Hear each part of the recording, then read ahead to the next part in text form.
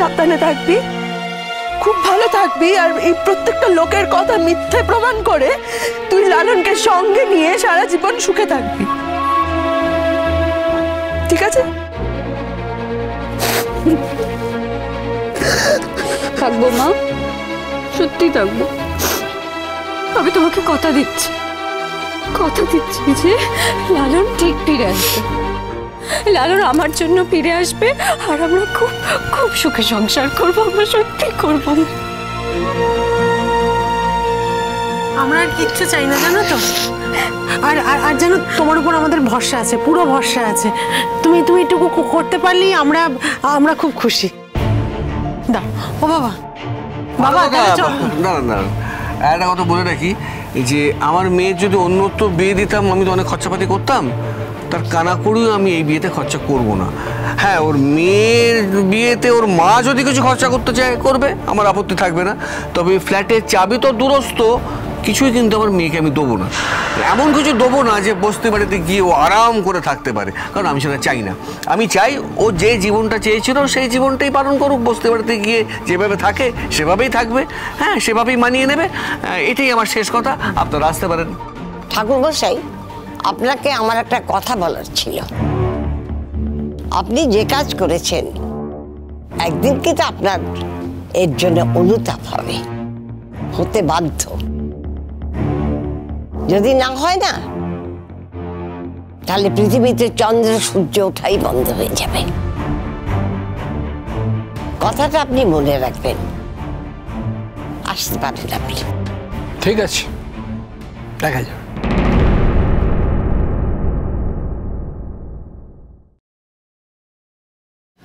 চলো মা, তুমি তোমার বাড়িতে চলো, সেখানে সবাই তোমার জন্য অপেক্ষা করছে। চলো।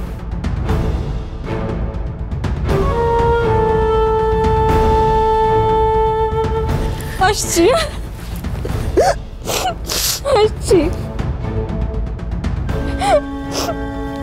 আজকে কেউ নেই মা আমার পাশে দাঁড়িয়ে, কেউ না, বাবাও না, শুধু তুমি আছো, তুমি ছিলে মা। তুমি কোনোদিন আমার দিক থেকে মুখ ফিরিয়ে নেবে না মা? আমি তাহলে পারবো না, না মা, আমার একমাত্র মেয়ে তো, ফিরিয়ে কি করে নেবে? শোন আমার কথা শোন, তুই ওখানে গিয়ে খুব ভালো থাকবি, আর যখনই ইচ্ছা হবে আমাকে ফোন করবি, আমি যাবো তোর সঙ্গে দেখা করতে। আর মনে রাখবি যে যাই বলুক যাই করুক, এটা তোর বাড়ি, তোর যখন ইচ্ছে হবে তুই এই বাড়িতে আসবি। না, যখন ইচ্ছে হবে তুমি এই বাড়িতে আসতে পারবে না। আমি অ্যালাউ করব না, আমরা কেউ অ্যালাউ করব না। যেখানে যাচ্ছ সেখানে মানিয়ে গুছিয়ে থাকার চেষ্টা করো।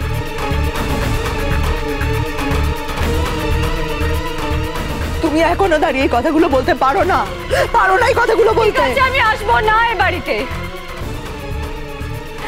আমি আসবো না।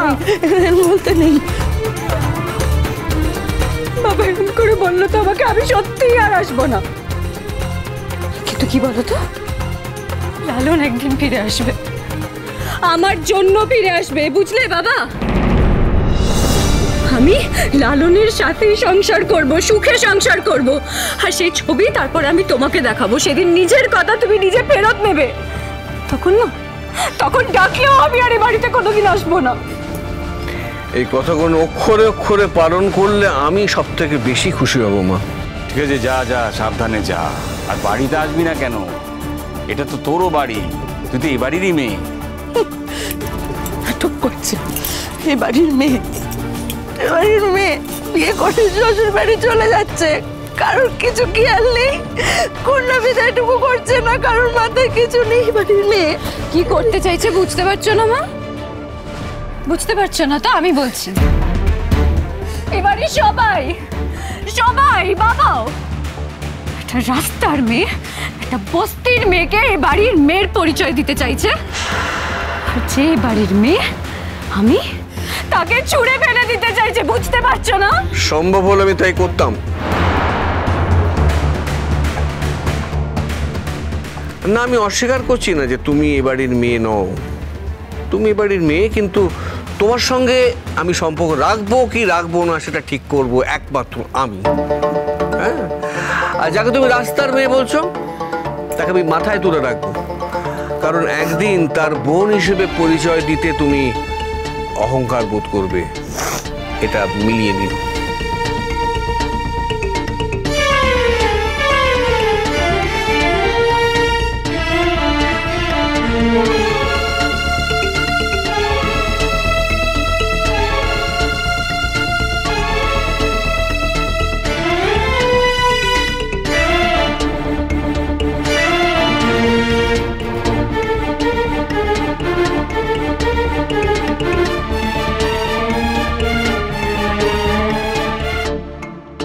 আপনারা আসতে পারেন।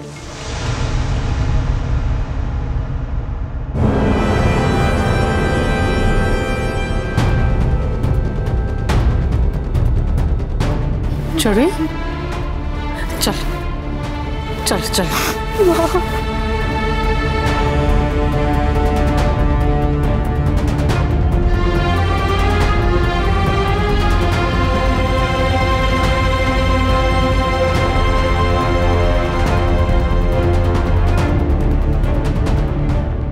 আর কান্নাকাটি করে না, চলো চলো না, এই তো।